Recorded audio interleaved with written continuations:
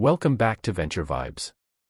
Don't forget to subscribe to the channel, hit the like button, and turn on the notification bell so you never miss our latest videos.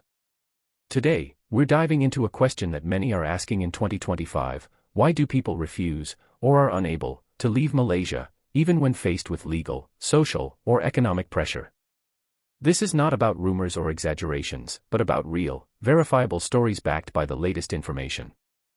Many people in Malaysia fall into categories such as refugees, asylum seekers, undocumented migrants, overstayers, or even stateless individuals.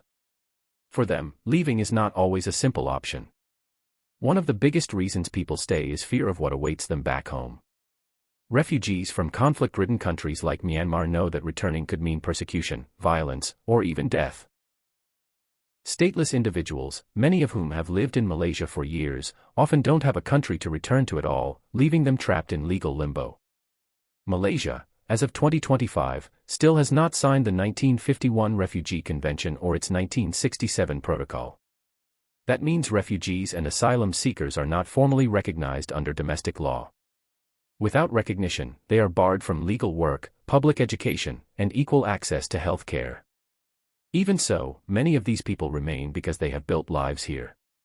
Their children may have been born in Malaysia, their communities are here, and leaving would mean tearing apart the social fabric they've created. Economics also play a major role. Even informal or low-paying jobs in Malaysia can offer better income than what awaits them back home.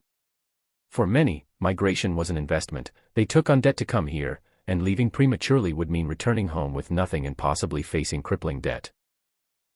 The practical barriers to leaving are also significant. Travel documents may have expired, passports revoked, and the costs of exit, air tickets, fines, or repatriation fees, can be overwhelming. For example, in 2025, Malaysia introduced the Migrant Repatriation Program 2.0, allowing undocumented migrants to leave by paying a reduced fine of around 500 ringgit. Even so, many avoided it because of fear, financial struggles, or simply not having valid travel documents. Another reason people remain is the risk of abuse or harm. Immigration detention centers in Malaysia have repeatedly been reported as overcrowded and inhumane, with reports of abuse and poor living conditions. For many, staying hidden in local communities feels safer than risking detention while trying to leave. This calculation of risk, staying in hardship versus leaving into even greater danger, is what keeps many from departing. There is also hope that the situation might improve.